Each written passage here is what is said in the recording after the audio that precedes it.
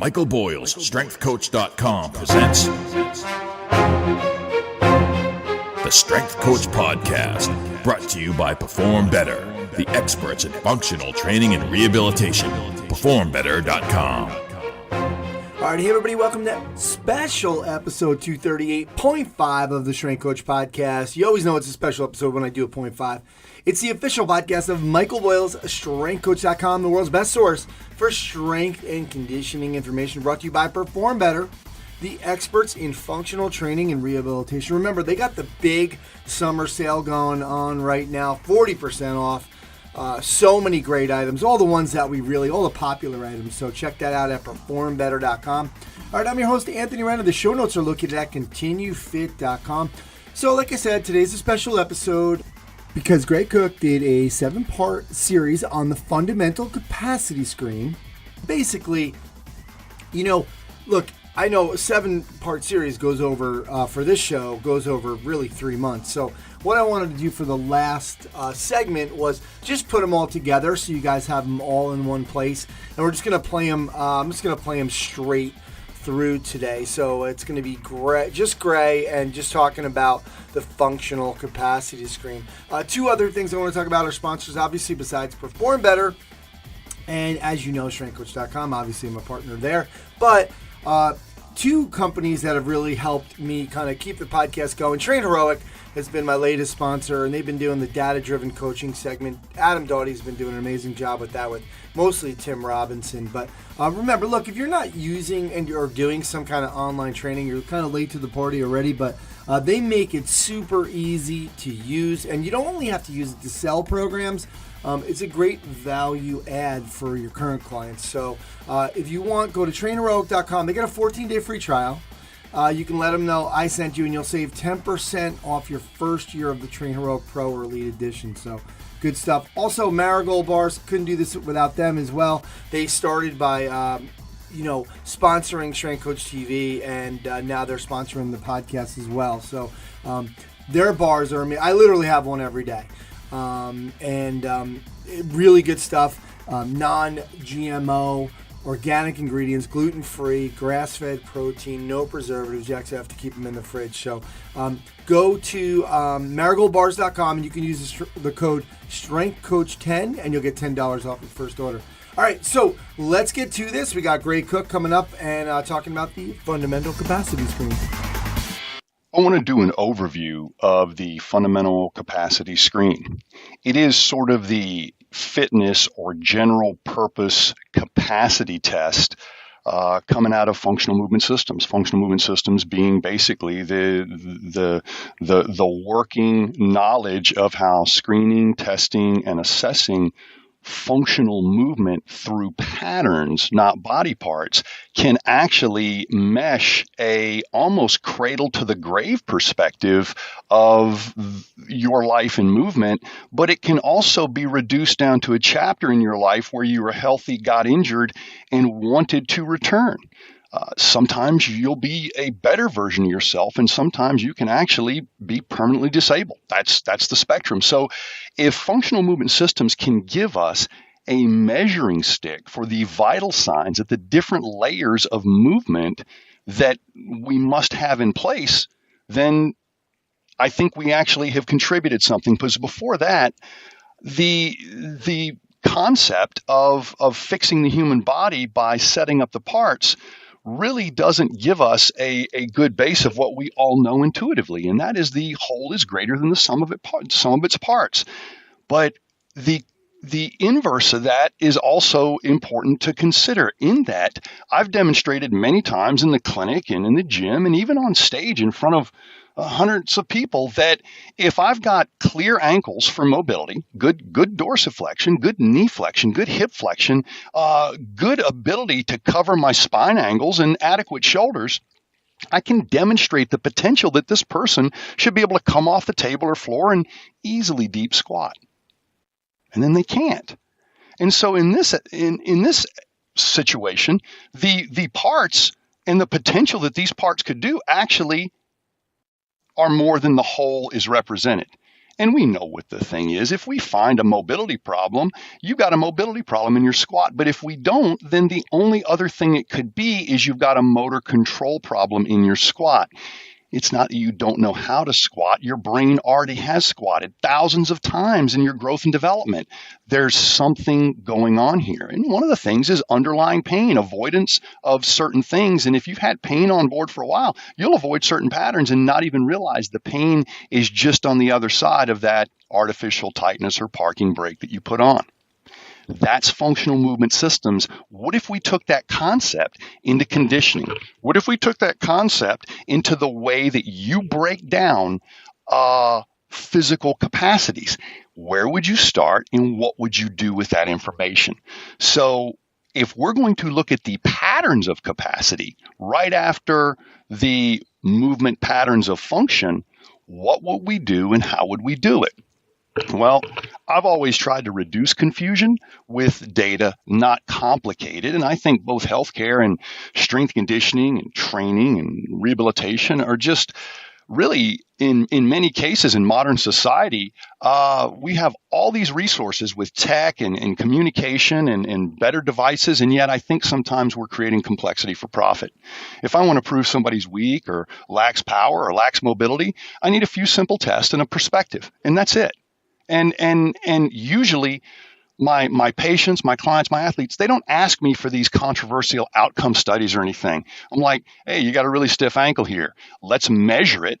I'm putting some skin in the game. Let's do something. Let's remeasure it. That level of integrity is way better than dropping somebody a packet full of referee journal information and outcome studies. It just is. Here's what I think you got. Let's measure it so we're both on the same page. Let me try to do this and follow my instructions to the T, and let's remeasure it. We both got skin in the game. The other thing I think it's important to realize is everybody seeking movement advice has a more specific agenda than just moving better. And one of the things I really try to do is avoid conversations about sports, activity, or task-specific movement until a general base is adequately covered to my satisfaction of making sure I've covered all the patterns. What am I saying? I'm saying, is there a physical barrier to skill acquisition? I want you to keep listening because I'm going to tell you exactly how we would do that. So does your sport specificity need more conditioning or does it need more sports instruction? That is a central question of the SCS. Part 2. Is there a physical barrier to skill acquisition? Whatever that skill you're trying to learn. Now, if you're just competing in the sport of fitness, then I would still say the exercises that you're competing in still become the sport. If your function and technique in those exercises is good, then we can work on your capacity. But if there's a fundamental functional problem, we should work on that first. But I think we can all appreciate the visual imagery of me as a young physical therapist in the clinic getting ready to discharge a young baseball player that had come to me with unnecessary right shoulder pain simply because he was throwing too much and didn't have a general conditioning base. As we were running him through some of the screen and other tests, as we were letting him graduate from therapy and go back into baseball, I was demonstrating to him how actually weak he was in the push-up. And the dad interrupted what was getting ready to be a really good teaching moment and said, "What's that got to do with baseball?" Got one of my assistants to finish doing the push-up with the kid. I walked the dad over in the corner and said, "Oh, great, I'd love to explain that to you." I walked him over in the corner and I'm like, I would not have to explain that to Mickey Mantle.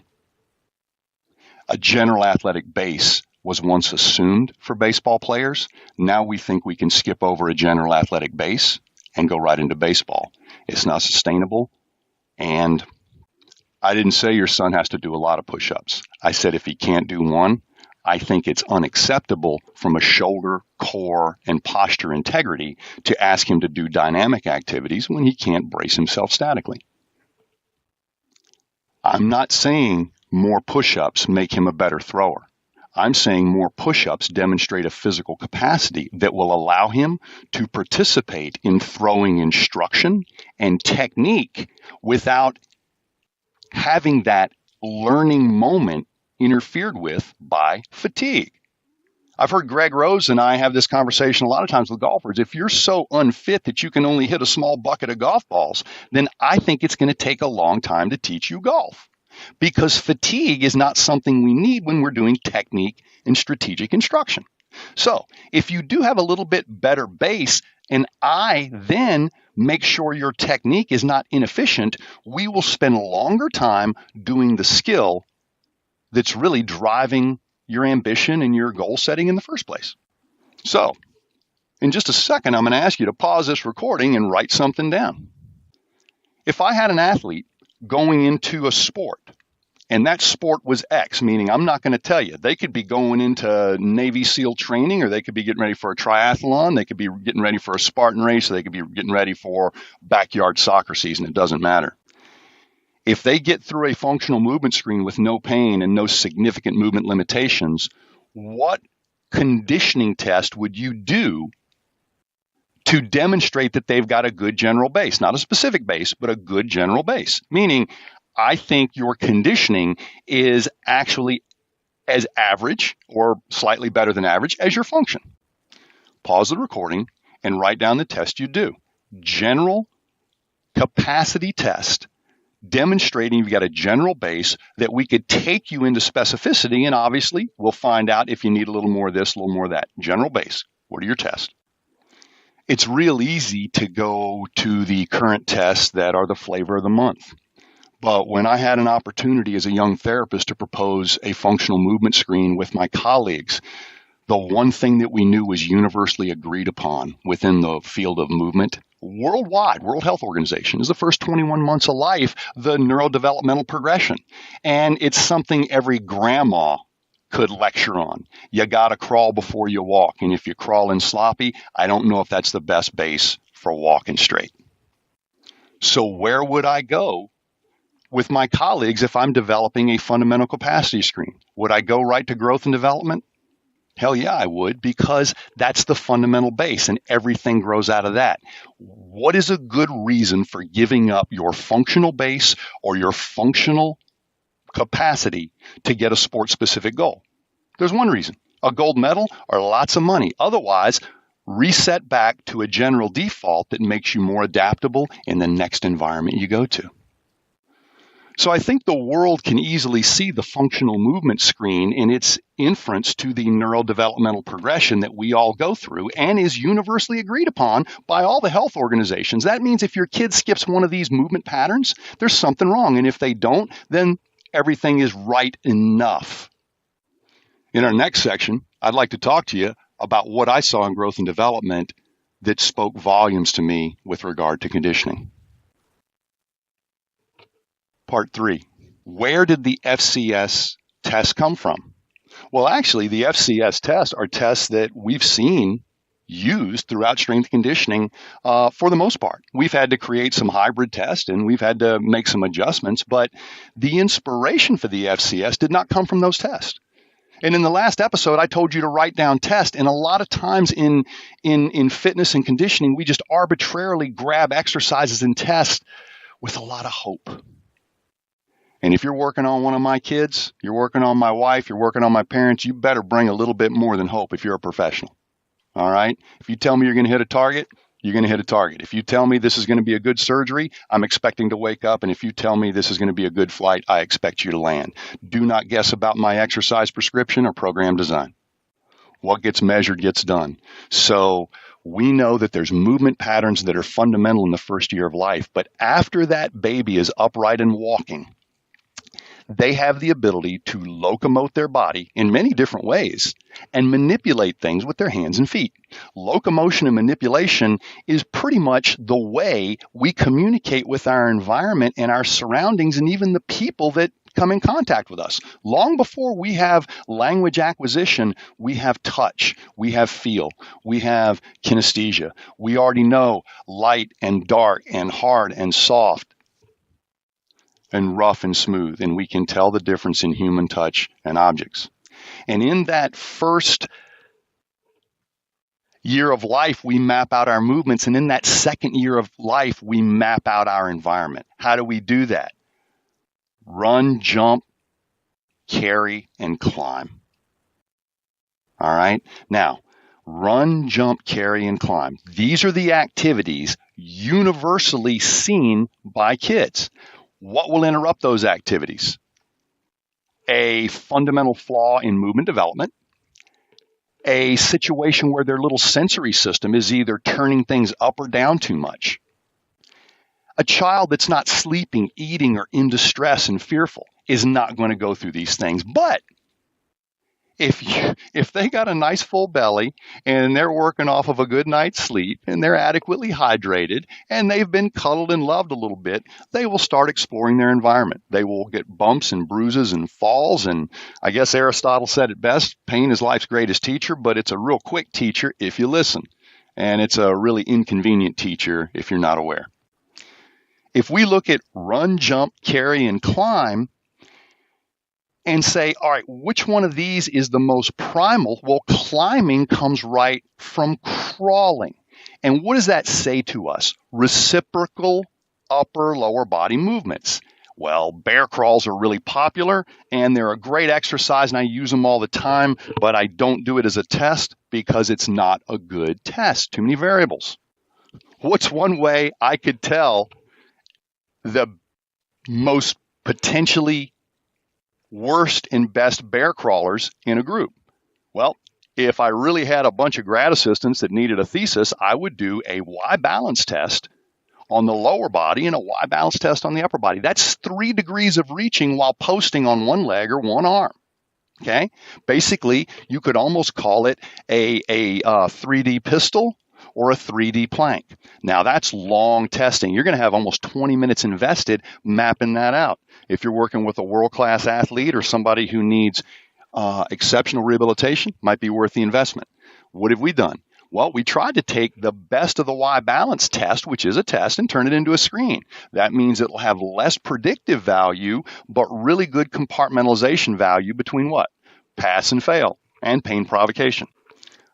I can do a forward reach and a cross-body reach with each arm and each leg, and basically say your extremities are a match set and your body quarters up in a symmetrical and functional way. If you have pain in either of those 4 patterns, then you probably won't be asked to bear crawl today because you got a health problem, not a bear crawl fitness problem. But if you've got crawling, you've got climbing, and we've got baselines that are body relative that you should be able to cover in your lower and upper body reaches. Simple as that. Is your balance and motor control limb by limb adequate and symmetrical? That covers crawling. Let's investigate the others in the next episode. Well, we had run, jump, carry, and climb, and crawling and climbing sort of work off the same thing. If you can crawl, you can climb. Maybe not great, but you've got the same patterns down. So what's the next most important thing? Well, before a baby even starts leaning forward and running or jumping, they start picking up things. And as soon as they start picking those things up, they want to combine 2 activities. They want to grab something, but then they want to change their body's location as well as the location of the object. So babies start carrying stuff. Now, if you're big into lifting, you could say, well, they got to lift it if they're going to carry it. But are they lifting max loads or sub-max loads? They're lifting sub-max loads and carrying them for longer distances. Babies will engage a heavy object, but they're not entertained by that object. They're entertained by things they can pick up and manipulate and carry. And when we take on a little bit extra weight, a baby's already at a disadvantage because they're top heavy. Their center of mass is a little bit higher. So when a baby carries something, there's a huge asymmetrical or offset load, or if anything, just a perturbation to their center of mass over their base of support. Carrying is something we do naturally as humans, not just lifting, but carrying. Lifting is a prime mover activity, and carrying is almost more of a postural stabilizer activity. So in a lot of work I did in carrying a few years ago, working with Dan John and just saying, let's get the semantics of carrying right. I almost think a Turkish get-up is a vertical carry and a farmer's walk is sort of a horizontal carry. But really, what are we looking for?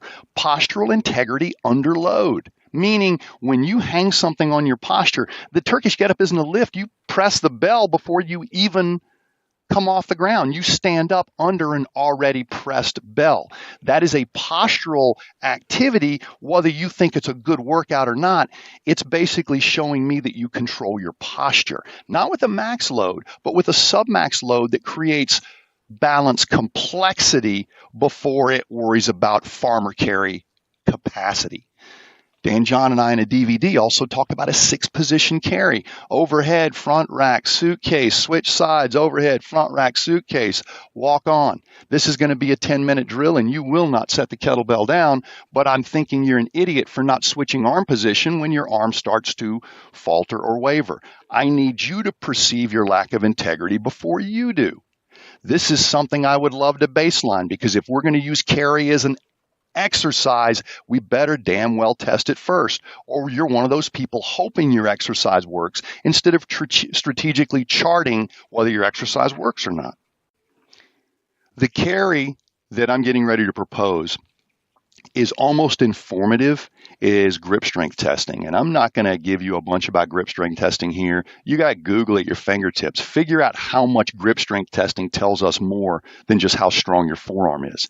It actually imparts the integrity of everything from your spine to your fingertips, because if there's any disharmony from your nerve roots coming out of your neck all the way down to your fingertips, whether it's tendonitis in the elbow, supraspinatus tendonitis, poor scapular stability, nerve root compression, your body will downregulate your grip to keep you from grabbing something that you used to be strong enough to handle but currently have no business touching, right?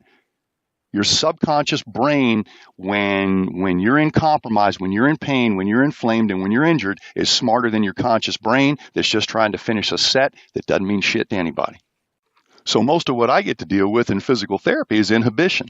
And I will not call it strength, and I will not call the farmer's carry strength, because that word has been almost bastardized. However, if you've been on a strength training program for 6 months and you cannot complete the carry test that I'm getting ready to tell you about, I think I'm within my right to question the strength training program you've been on. It's either too specific or ineffective. We've arrived at a farmer's carry that you do at 75% of your body weight. Before you think about doing it to your 75-year-old client, I think grip strength will give us all we need there and set a baseline for whether you're strengthening somebody or not. Not by a specific set of lifts, because if you are using the deadlift as a test and then you practice the deadlift, you're practicing the test. I don't know if this person's getting authentically strong in a bunch of directions or just specifically strong in the isolated lift you're teaching them. But in Western culture, we are absolutely stupid for practicing a test. Set a test that demonstrates an authentic base and don't practice it. That way, if you're doing something that's generating better capacity in the system, simply measure it with your thin slice. We've got specific distances and times we like to see you carry, and you can be under the cut, right at the cut, or over the cut, and it will inform you if that's your weakest link in carrying. Postural integrity under control is the base of all strength. Next, we're going to talk a little bit about power.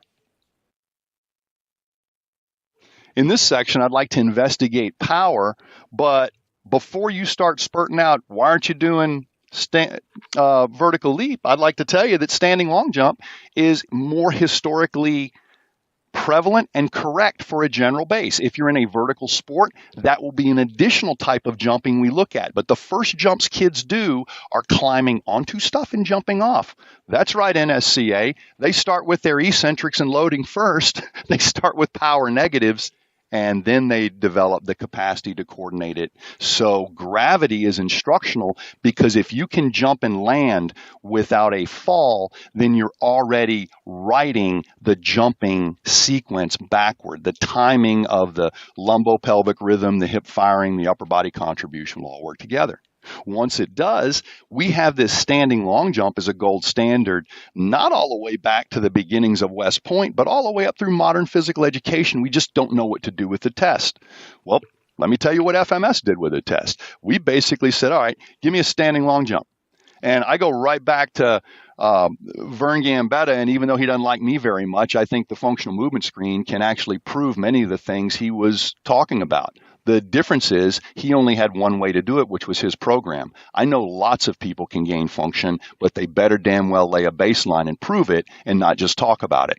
Great functional ideas. One of the things Vern Gambetta said is if a kid can't do a standing long jump, their body height, the length of their body height, plyometrics at a high level, such as box jumps or stuff like that, is probably going to be too steep a slope. Get your phonics down, read War and Peace later. That's all he's saying. So what do? Little hopping, skipping, jumping, jump rope. A lot of that stuff, and all of a sudden it fixes itself and the kid is above the cut. I think setting those cut points are good. We need to have a test where we can adjust those cut points for different environments and different age groups, but the test shouldn't change. This way we can follow somebody's conditioning across their lifespan. And on top of that, if they're a tennis player now, we do tennis-specific testing. But if they migrate into mogul skiing later on, we can do some tests on top of the general base that would do that. When we get the standing long jump, I want to dissect that thing down because there's some questions we've got. Okay, standing long jump, put that one in the hole. Okay, you jumped your body height plus 15%. Respectable thing. Now, here's what we're going to do. I'm going to disadvantage you by taking that upper body preload out. Put your hands on your hips and jump. We already know what reduction in your max upper body contribution jump we should see if you take your arms out of it. And if we take your arms out of it and your jump is the same, we realize you have no upper body contribution. If we take your arms out of it and it cuts your jump in half, we realize that you were jumping too much with your arms or not coordinating the effort. Now, what's the implication here? Is somebody who doesn't know how to coordinate their upper and lower body in something as primal as a jump, do they really need to be throwing a fastball or serving a tennis ball or hitting a golf ball today? Or do we need to spend about 3 days just sequencing that jump so they make a primal connection between upper body contribution to lower body power and vice versa? Get that connection, get that nice, tight, quick connection in a primal activity like a jump, transfer that to a specific activity like a throw, kick, or punch. Can you see that? The ability of making the arms and legs work together as a match set in something as primal as a standing long jump lays the network and groundwork for reciprocal contribution of step with the left foot, throw with the right arm. It's all in there, but it's got to be connected in a primal way first. Well, Gray, what about asymmetry? I'm glad you asked. After we've done an arms in and arms out standing long jump, we like to see you get your arms back, but now we take one leg out of it. We ask you to jump off one leg, but right now I'm not worried about your energy storing, only your power expression. So if you simply jump, I don't mind if you land on two. It elevates safety and elevates confidence and gets me the best effort. You're not focusing on your landing, you're simply focusing on your jump. And if we see a huge difference in your left and right jump, leg to leg, then we've got an asymmetry. The same thing Mike Boyle has always said about single limb training. Let's simply just take it from mobility to strength to power, okay? But what are we doing? We're doing the movement screen. We've got a motor control screen. We've got a carry screen. If either of those two screens are deficient, then why are you asking me why there's a power problem? If somebody flunks every other test in the movement screen up to the squat, don't ask me why they can't squat.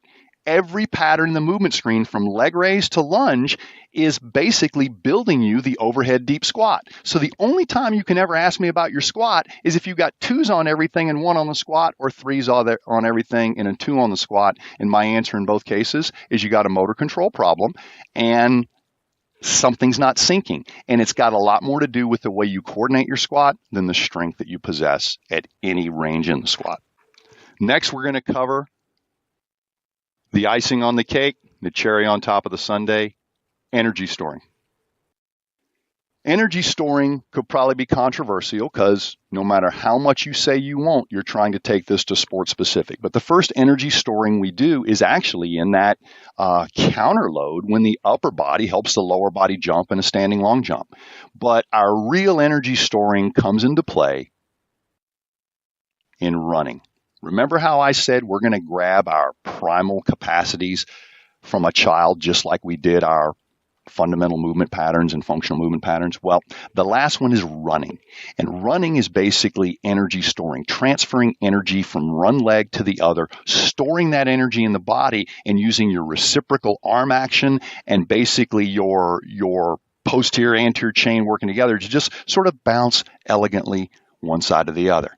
If I can hear you running, you're losing a lot of energy. And if I can't hear you running, you're conserving a lot of energy, regardless of how fast you're going. Speed comes later, but remember what we try to say in functional movement systems, well before often. The biggest problem in modern fitness is we're doing it often before well. And it's simply because we don't have a baseline for what's good enough. Well, we've got a few different ways to do energy storing, but what we really want to see is we want to compress that one leg over a few energy storing cycles, because it's really hard to see a problem in your running gait. And I can prove it. There are multiple running gait labs all around the country. And a lot of these people, after they've been overanalyzed on a treadmill and dissected as a runner, get sent to my clinic or some of my colleagues' clinics, and we find, oh, their big toes stiff. They got no ankle mobility on that side. Would you believe there's a 50% difference in their left-right side plank? Running enthusiasts try to fix running at running. The only way you should ever work on the tactical and technical aspects of running is if you've demonstrated the fundamental base that other good runners possess. And how do we find that out? Well, it's really easy. Let's say you got a team you're working with. If you've got their sport-specific data or performance data, and you've got a movement screen and you've got a fundamental capacity screen, then you can go back into the group, and without knowing any of the test scores, you can go ahead and say, what's my best group of competitors? Who's always here? Who's always healthy? Blah, blah, blah. Basically, you can find the 10% of the group that you wish you could clone. Look at their movement screens, look at their other tests, and look at their fundamental capacity screen. And then make one statement across the board for this specific environment, this specific team, this specific Petri dish. This is how bad your movement screen can be and still be one of those guys. This is how bad your carry can be and still be one of those guys. This is how bad your balance can be and still be one of those guys. This is how bad your power and energy storing can be and still be one of those guys or girls. You see what I'm saying? Most people want us to give them the specific information in their environment. I will simply hand you a yardstick and go start measuring stuff in your environment, because everything's going to measure differently. But in your group, you've got the favorable, durable performers, and you've got the delicate headaches all over the place. The low-level performers, they don't learn quickly, or they're not available due to injury or whatever problem is. And so what you can do is demonstrate in your own environment there's a physical barrier to skill acquisition. So if I've got a group in the team that I want more of, and I already know all of their movement screen and fundamental capacity screen statistics, as well as their sports statistics and injury history, then I've got a group and I've got them profiled. And if you've covered all their physical metrics, then the reason you're not a durable performer isn't physical from weight room standards, from strength conditioning standards. It is a tactical, technical, or grit problem. Got it? Now, the one thing we can do in strength conditioning is foster grit, showing you how to stick to it. Carries are a great way to do that. Some interval trainings are a great way to do that. But if I've got a physical metric that you need to cover, I can stand firmly on that data and say this seems to be a physical barrier to acquisition because nobody in the group you want to be in is this poor on this test. No debate, no discussion. If you cover the metric and you're still not a durable performer, then I need you to take that extra physicality and apply it to tactical or technical situations that are more specific. In the next section, I'm going to finish up talking about energy storing and then show you how we apply this information to grow communication and accountability in a rehabilitation and strength conditioning environment. I got on a little tangent on the last one, but basically you can envision the energy storing test as a series of hops on a single leg, and obviously we don't want to have a huge deficit on the right or left side. Now, if we look at the entire movement screen as almost a preliminary, because if you got functional movement problems, you're welcome to do a capacity screen. But ask me, all my instructors, and some of our best therapists and strength coaches, fix the functional stuff first. And if you don't have any faith, here's how to grow it. Fix a functional problem while you've got capacity information in the queue. And if you can do something like release somebody's hip and improve their farmer's carry by 40%, I'm not thinking they got that much stronger in a single day. What I'm thinking is they were significantly inhibited by a problem in one hip that didn't allow their body to work symmetrically. Therefore, they had to make a postural compensation instead of using their authentic integrity under control to do the farmer's carry. I've seen it happen, and I don't think you need to believe it from my words. Fix a functional problem if you've got both functional and capacity problems, and see if it changes. About an 80-20. Okay, 20% are going to need more conditioning to hit save on the document, meaning we're going to have to lock in that pattern with a little conditioning. Others will have a spontaneous elevation in motor control. Now, they'll plateau quickly, and then they'll need conditioning, but as long as they're making gains over at capacity by working on function, do not stop. Because every time you improve function, you improve awareness and information processing. And when you have those two things, the application called lunge or step gets better. And don't stop working on the app, the software, until it plateaus. And then the body will allocate precious resources like calories to bone density, reorganization of tissue, and muscle hypertrophy. If the functional movement screen is relatively clean and you go into the capacity screen, then of all the things you must fix first, balance comes first, the crawling and climbing stuff, and now you have a really cool test that nobody is supposed to practice. You can practice your bear crawls, your side planks, your pistols, your get-ups. But if you want to see if it's making a difference, do the motor control screens. As simple as that. Debate it if you want, or run about 20 of these scenarios and see if it gives you the action points that you agree with. If it does, now you've got a numeric value for your philosophical platform. If the motor control screens are good, now I got to compress you. I want to see you do that farmer's carry at 75% of your body weight. And if you can't do that, then we can do some stuff at 50 or do grip strength. But I need to see that your hose, your garden hose of neurological activity and communication doesn't have any kinks in it. And every mobility problem, motor control problem you have bubbles to the surface when I hang 75% of your body weight onto you. I split that weight in half and put it in each hand. And it's really unique to see how people either try to shrug it and muscle it and lift that weight through, as opposed to the people that just authentically let that weight pull those shoulders down into a retracted, locked position and really let their skeleton and their fascial system and their grip strength and their breathing work. They don't rush it. And how about those people that know they can't carry? They want to get out from under that load. They lean forward. They try to speed up, thinking that a few extra discombobulated steps will get them something. And the beautiful thing about this test is, even if you're not good at scoring tests, most people fail the test by putting the weight down within 20 steps of a loss of integrity. So even if you don't see them lose their integrity, you get basically to watch them fail. Now, what I try to do is say, the minute you've dumped integrity, I go ahead and call it. The extra few steps really don't change the score, and I'd rather err on the side of conservative than overambitious. It's hard not to want these scores to be better, because when you're testing a group that you've been conditioning, it's really easy to see all the attributes and none of the flaws. And so that's why I recommend using other staff to help administer these tests. I want a clear perspective of who I've served and who I haven't served. I do not want to get credit for something I didn't do, and I will not apologize for something I did correctly, even if you don't understand it. All I have to do is help you understand it. If movement screen, motor control screen, and carry screen is good, I need to see if you can rack and stack all this good mobility and strength and motor control you got and do it quickly. Show me your power.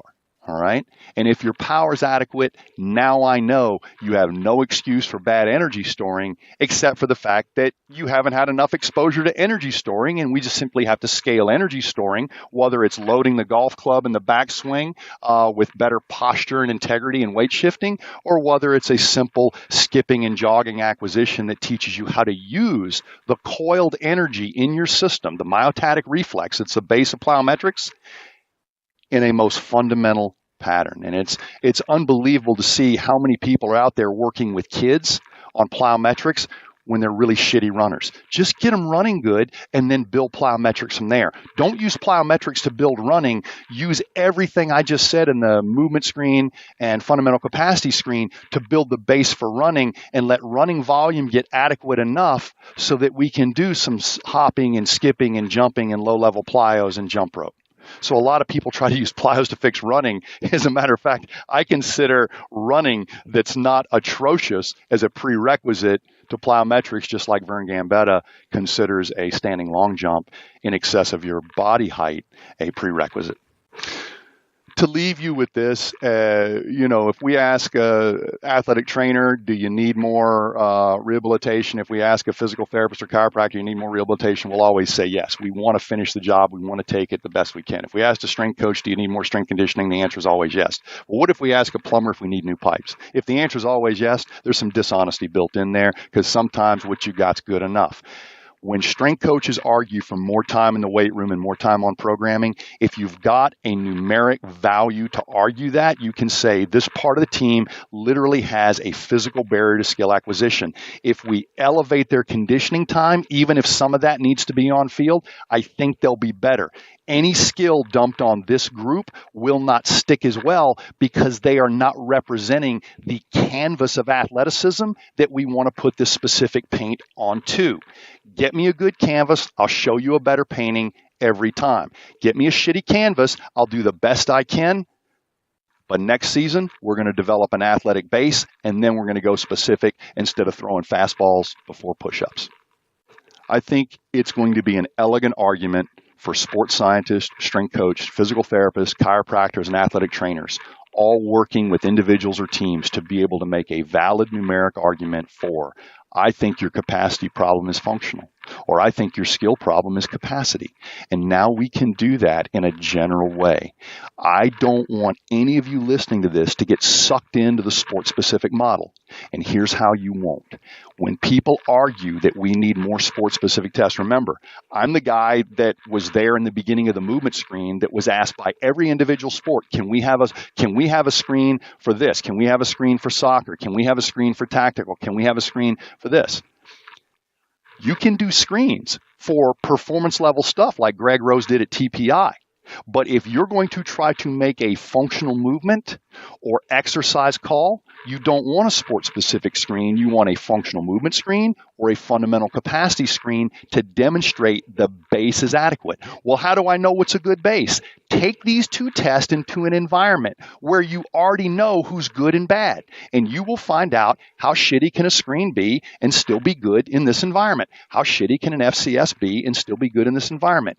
And you will take a measuring stick that's valid across age and gender and a very, very good representation test that can be done throughout the lifespan, not just when you're athletic, but when you've come off of rehabilitation.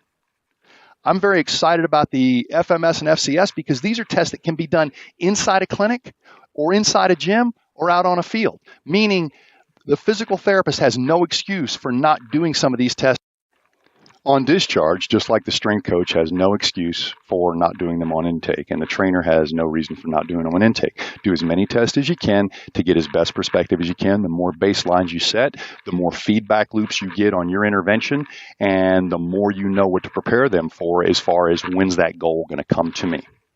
The best argument for this is, in any situation, we always know that more tests could be done. But between the FMS and FCS and the potential to see the body for behavioral patterns, I think no less ever should be done. Meaning the prudent action is to set the base and then go specific. But if you've only got time, set the base first. You can always come back for specific. And if the base is already proven to be statistically inept, the skill doesn't matter anyway because it's getting ready to change because the base is getting ready to get better. One more thing, and I'm going to leave you with this. Western society wants tests that predict success. These two tests are not that, and that's why research gets so disgusted with the FMS. We are not trying to predict athletic success by how high your movement screen is. We're simply saying if your movement screen is this low, we don't normally see people like you in the winner's circle with the green jacket, pouring champagne over their head, getting MVPs, okay? I didn't say you got to have a perfect movement screen, but there is a certain point when your movement screen is so poor, we simply never see people with that poor movement screen do very good things across time and stress because you're not working with as much as others, and it could easily be attained in most cases if you were guided correctly from the beginning. The FMS is simply a test that says, don't fail me, and if you do, please justify why. The FCS is a test that says, if you've been conditioning, I will not find a hole. And if you've got a hole in your conditioning, I will expose it to you. You can deny the test is fair, or you can basically use the information, the feedback to see that your program had a hole. You might not have ever seen this hole before, and therefore it might not mean you have a bad program. Your client, your athlete, your patient has a bad absorption rate. They're just not learning quick enough. We'll go back now. 80-20 rule. If you've got test and programming that's working 80% of the time, 20% of the time, it ain't going to work as good. And that's where you're going to put your attention. Use your test a little more specifically, add additional tests, try to gain perspective, but use the hierarchy. Don't put fitness on a functional problem, and don't ask for function to be restored if there's an underlying health problem. I hope this was helpful. I don't know if research will ever like what we do. Don't really care. We get a lot of good work done. We change perspective every day. We're not trying to do anything but slow people down who are headed for danger anyway. This is Greg Cook. Appreciate your support. All right, that's going to do it for episode 238.5 of the Strength Coach Podcast. Remember, you can try strengthcoach.com out for 3 days. Just a buck, you'll have access to all the articles, videos, and programs, as well as the best forum on the net. It's the only place to have access, full access, to Coach Boyle. He's on every day. Go to strengthcoach.com to start your trial. Now, special thanks to Chris Pryor and the folks over at Perform Better. Remember, they got the 40% off huge summer sale. That's ending soon this month, so make sure you get on that. And thanks to Great Cook and Functional Movement Systems. Check them out at functionalmovement.com.